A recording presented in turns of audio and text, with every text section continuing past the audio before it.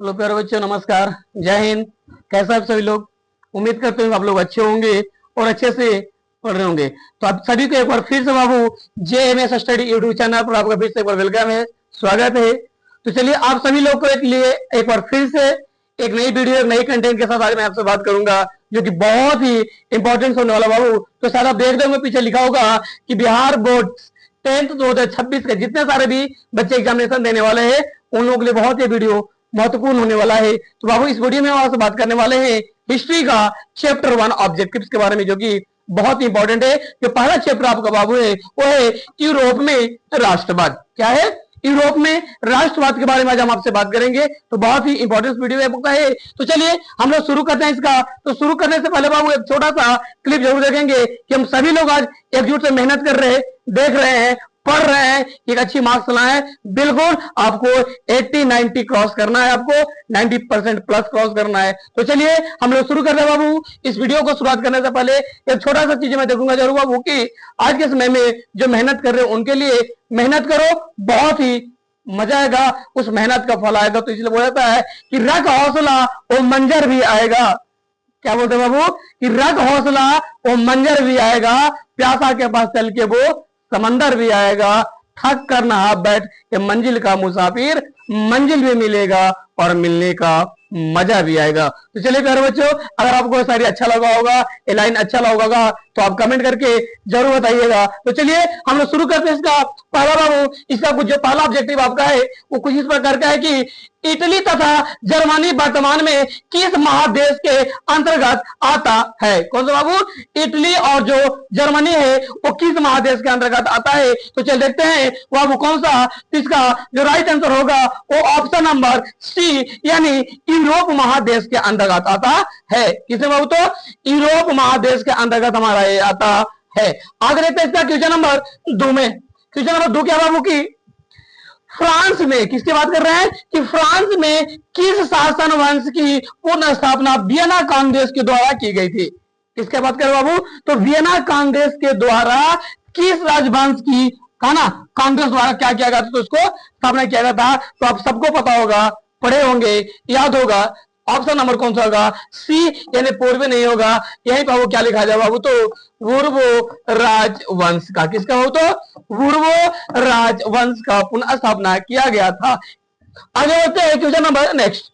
Question number next क्या है कि मेजनी का संबंध किस संगठन से था? यानी जो मेजनी था बाबू, उनका जो संगठन था, जो किस संगठन से उनका संबंध ज्यादा था? तो आप सबको पता होगा, कार्बोनरी, यानी ऑप्शन नंबर बी होगा। आगे बढ़ते हैं क्वेश्चन नंबर नेक्स्ट क्या है। नेक्स्ट प्रश्न बाबू की इटली एवं जर्मनी के एकीकरण के क्या है कि इटली और जर्मनी के एकीकरण के विरुद्ध निम्न में से कौन था? यानी इन देशों में से, निम्नलिखित में से इन देशों के बीच जब एकीकरण हुआ था तो कौन सा देश वहां पे था? तो देखते हैं वो ऑप्शन नंबर सी, यानी कौन था? तो ऑस्ट्रिया, यानी राइट आंसर क्या होगा? ऑप्शन नंबर सी होगा। आगे बढ़ते हैं इसका नेक्स्ट क्वेश्चन की बात करेंगे बाबू। तो क्वेश्चन नंबर 5 क्या है कि काउंट काबूर को, ध्यान रखिएगा, फिर से पढ़िएगा क्या बाबू इसको, कि काउंट काबूर को विक्टर इमैनुअल ने किस पद पर नियुक्त किया था? यानी जो काउंट काबूर था विक्टर इमैनुअल, वो किस पद पर? तो यानी प्रधानमंत्री के पद उनको नियुक्त किया गया था। यानी राइट आंसर कौन सा होगा बाबू? तो ऑप्शन नंबर सी होगा इसका राइट आंसर। आगे बढ़ते हैं question number next, question number 6 में कि गैरिबाल्डी पेशे से क्या था? यानी गैरिबाल्डी की बात करेंगे, पढ़े होंगे कि गैरिबाल्डी एक पेशे से क्या था बाबू? तो आप सबको पता होगा, इसका आप कमेंट करके बताइएगा या जानते हुए। जो गैरिबाल्डी था बाबू वो पेशे से क्या था? तो नाविक था। यानी ऑप्शन नंबर राइट आंसर क्या होगा? तो डी, यानी पेशे से क्या था बाबू? तो नाविक। आगे बढ़ते हैं क्वेश्चन नंबर नेक्स्ट क्या है कि जर्मन राइन राज्य का निर्माण किसने किया था? ध्यान रखिए, किसकी बात करें बाबू? कि जर्मन राइन रंग है तो इसका क्या स्थापना किसने किया था? तो चलिए इसका हम लोग राइट आंसर जानते हैं। क्वेश्चन नंबर कितना का बाबू? तो 7 का होगा ऑप्शन नंबर बी, यानी नेपोलियन बोनापार्ट ने। किसने किया था बाबू? तो नेपोलियन बोनापार्ट ने इसका क्या किया था? तो जर्मन राइट संघ का स्थापना किया था, यानी निर्माण किया था। आगे बढ़ते हैं क्वेश्चन नंबर नेक्स्ट में। नेक्स्ट क्या है कि रक्त एवं लॉ की नीति का, देखिए नीति लिखा गया है बाबू, यहाँ पे क्या होगा? तो चलिए आपको मैं दिखा देता हूं। ये नीति नहीं, यहाँ क्या होगा? ये नीति होगा। क्या होगा?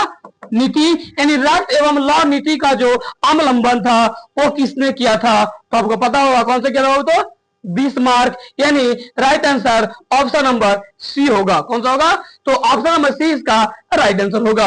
आगे बढ़ते हैं क्वेश्चन नंबर नेक्स्ट में। क्या है कि फ्रैंकफर्ट की संधि कब हुई थी या कब हुई? क्या रखिएगा बाबू, जो फ्रैंकफर्ट की संधि हुई थी बाबू, वो क्या कब हुआ था? आप लोग भी कमेंट करके फटाफट बताते रहिएगा कि फ्रैंकफर्ट की जो संधि था बाबू वो कब हुआ था। तो चलिए आप लोग बताइए फटाफट, उसके बाद मैं बताता हूं। चलिए देखते हैं, जो फ्रैंकफर्ट की संधि हुई थी बाबू कौन सा होता था? 1871 ईस्वी, यानी ऑप्शन नंबर इसका डी होगा राइट आंसर। आगे बढ़ते हैं नेक्स्ट। आगे कि यूरोप वासियों के लिए किस देश का साहित्य ज्ञान विज्ञान प्रेरणा स्रोत रहा है? क्या बाबू, तो यूरोप वासियों के लिए किस देश का जो साहित्य है उन लोगों के लिए क्या रहा है बाबू, तो ज्ञान और विज्ञान का प्रेरणा स्रोत रहा है। तो चलिए इसका हम लोग देखते हैं राइट आंसर कौन सा होगा बाबू, तो चलिए किसका बाबू, 11 नंबर का। ऑप्शन क्या है? जर्मनी, यूनान, तुर्की और इंग्लैंड। 4 ऑप्शन आपको यहाँ पे दिया गया है। तो चलिए इसका जो राइट आंसर होगा बाबू वो ऑप्शन नंबर बी, यानी यूनान होगा। कौन सा होगा वो, तो यूनान। आगे बढ़ते हैं नेक्स्ट। क्या है कि नेपल्स की क्रांति कब हुई थी? किसकी बाबू, नेपल्स की जो क्रांति थी वो कब हुई थी? तो चलिए देखते हैं हम लोग ऑप्शन नंबर बी, यानी 1821 ईस्वी में। किसमें हुआ था? तो 1821 में। आगे बढ़ते हैं कि चार्टिस्ट आंदोलन कब हुआ था? चलिए आप लोग फटाफट कमेंट करके बीच में बताते रहिएगा ताकि आपको पता चले आपको कितना याद है, आपको एक तरह से पूरा रिवीजन होता चला जाएगा। तो चलिए देखते हैं ये जो चार्टिस्ट आंदोलन हुआ था कब हुआ था बाबू, तो ऑप्शन नंबर डी, यानी कहा हुआ था? तो इंग्लैंड में हुआ था। कहा हुआ था बाबू, तो ये इंग्लैंड में हुआ था। आगे बढ़ते हैं, यूनान को एक क्या है, स्वतंत्र राष्ट्र घोषित किया गया, यानी यूनान को एक स्वतंत्र राष्ट्र घोषित कब किया गया था? चलिए आप देख लीजिएगा, आपको इसी में कुछ दिया गया है, तो कब किया गया था बाबू? तो देखते हैं इसका ऑप्शन नंबर बी, यानी 1832 ईस्वी में। कब किया गया था? तो 1832 ईस्वी में इसको स्वतंत्र घोषित कर दिया गया था। आगे बढ़ते हैं क्वेश्चन नंबर नेक्स्ट। क्या बाबू कि ऐतिहासिक, रखेगा ऐतिहासिक क्या है, द्वंद्ववाद की व्यवस्था क्या व्याख्या, क्या है व्याख्या किसने की? यानी ऐतिहासिक द्वंद्ववाद की जो व्याख्या था बाबू वो किसने किया था? तो चलिए देखते हैं इसका right answer option number A, यानी हेगेल ने। किसने किया था? तो हेगेल ने। आगे बढ़ते हैं इसका क्वेश्चन नंबर नेक्स्ट में। नेक्स्ट क्या है कि एड्रियानोपुल की संधि कब हुई? किसका बाबू? एड्रियानोपुल का। किसका? जो एड्रियानोपुल का संधि था वो कब हुआ था? तो 1829 ईस्वी में। कब हुआ था? तो 1829 ईस्वी में एड्रियानोपुल का संधि हुई थी। आगे बढ़ते हैं नेक्स्ट में बाबू। चलिए देखते हैं क्या है कि सेडोन का युद्ध किनके बीच हुआ? यानी जो सेडोन था वो सेडोन का युद्ध किन दो देशों के बीच हुआ था? ऑस्ट्रिया और प्रासा, ब्रिटेन और फ्रांस, फ्रांस और प्रासा, प्रासा और रूस के बीच में। तो चलिए आप लोग कमेंट करके बताते रहिएगा इसमें फिर से 18 का क्या होगा बाबू? तो ऑप्शन नंबर सी, यानी फ्रांस और प्रासा के बीच में इसकी हुई थी। आगे बढ़ते हैं क्वेश्चन नंबर नेक्स्ट। क्या है कि किस देश का हंगरी पर पूर्ण अधिपत्य था? क्या बाबू? पूर्ण क्या था? तो आधिपत्य था। किस देश का था बाबू? तो चलिए देखते हैं ऑप्शन नंबर बी, यानी ऑस्ट्रिया का। किसका? वो तो ऑस्ट्रिया का। आगे बढ़ते हैं क्वेश्चन नंबर 20 में। क्वेश्चन नंबर 20 क्या है कि पोलैंड के विद्रोह को, किसको? पोलैंड के विद्रोह को किसने कुचल दिया था? यानी जो पोलैंड का विद्रोह था बाबू उसको किसने कुचल दिया था? तो रूस ने। कौन सा हो? तो रूस। यानी राइट आंसर क्या हो जाएगा? तो ऑप्शन नंबर ए इसका राइट आंसर होगा। तो चलिए आगे इसका प्रश्न बढ़ते हैं क्वेश्चन नंबर 21। आप लोग पढ़िए इसको फटाफट देखिएगा जब तक। 21 का क्या बाबू? तो सन 1870 में। किसका बाबू? 1870 में फ्रांस और प्रासा के बीच युद्ध कहां हुआ था? ध्यान से सुनिएगा, इन जो किसके बीच हुआ था? तो फ्रांस और प्रासा के बीच का जो युद्ध हुआ था बाबू वो कहां पे किया गया था? तो कहां बाबू? ऑप्शन नंबर ए, यानी सेडोन में। कहां किया गया था? तो सेडोन में किया गया था। आगे बढ़ते हैं क्वेश्चन नंबर 22 में। चलिए 22 प्रश्न क्या बाबू कि किस युद्ध के बाद जर्मनी का एकीकरण पूरा हुआ? ये बड़ा इंपॉर्टेंट क्वेश्चन आपको सब्जेक्ट में भी पूछता है कि जर्मनी इटली का एकीकरण, जर्मनी का एकीकरण, है ना, इसके व्याख्या करने के लिए। तो चलिए देखते हैं बाबू 22 क्या है कि किस युद्ध के बाद हुआ था बाबू? तो सेडोन युद्ध के बाद हुआ था। किसका? तो सेडोन युद्ध के बाद किसका एकीकरण हुआ था? तो जर्मनी का एकीकरण हुआ था।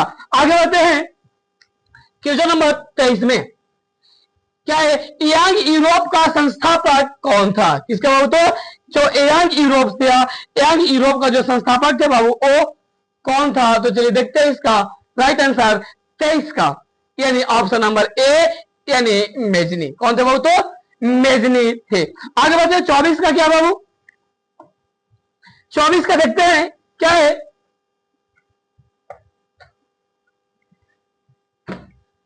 कहा बाबू 24 का है यूरोप का मरीज किसे कहा जाता है? ये बड़ा इंपॉर्टेंट, बड़ा नॉर्मल है। चलिए यूरोप का मरीज किसे कहा जाता है? ये प्रश्न आप सभी के लिए छोड़ रहे हैं, आप सभी लोग इसको कमेंट करके जरूर बताइएगा। ऑप्शन आपके सामने है तुर्की, इटली, इंग्लैंड और फ्रांस। आप कमेंट बॉक्स में इसका आंसर जरूर शेयर करिएगा जिनको आता है। आगे बढ़ते हैं 25 में कि वियना कांग्रेस कब हुआ था? यानी जो वियना कांग्रेस था बाबू वो कब किया गया था, यानी कब हुआ था? तो देखते हैं ऑप्शन नंबर ए यानी 1815 ईस्वी में हुआ था। कब हुआ था? तो 1815 ईस्वी में। आगे बढ़ते हैं क्वेश्चन नंबर नेक्स्ट यानी 26। जर्मनी के एकीकरण का प्रमुख वास्तुकार कौन था? यानी जब जर्मनी के एकीकरण हुआ था तो इसका जो प्रमुख वास्तुकार था वो बाबू कौन था? तो चलिए देखते हैं इसका जो आपको ऑप्शन आपके सामने स्क्रीन पर दिया गया है, मेजनी, गैरीबाल्डी, लेनिन और कौन था बाबू? तो बिस्मार्क। यानी इसका जो राइट आंसर होगा वो ऑप्शन नंबर डी यानी कौन था? तो बिस्मार्क थे। आगे बढ़ते हैं क्वेश्चन नंबर नेक्स्ट में क्या है कि इटली के एकीकरण में निम्न में से किसका संबंध नहीं है? ध्यान रखिएगा, संबंध है नहीं, क्या बोलो बाबू कि संबंध इसमें नहीं है। किसका संबंध इनकम इसमें से नहीं था? ऑप्शन आपके सामने दिया गया है, आप देख सकते हैं क्या है? Bismarck, Mazzini, काबूर, Garibaldi. किसका नहीं था? तो बिस्मार्क का। इसमें कोई संबंध नहीं था। आगे बढ़ते नेक्स्ट यानी 28 नंबर। 28 नंबर क्या बाबू? तो 1830 के क्रांति के बाद फ्रांस में किस प्रकार का शासन स्थापित हुआ?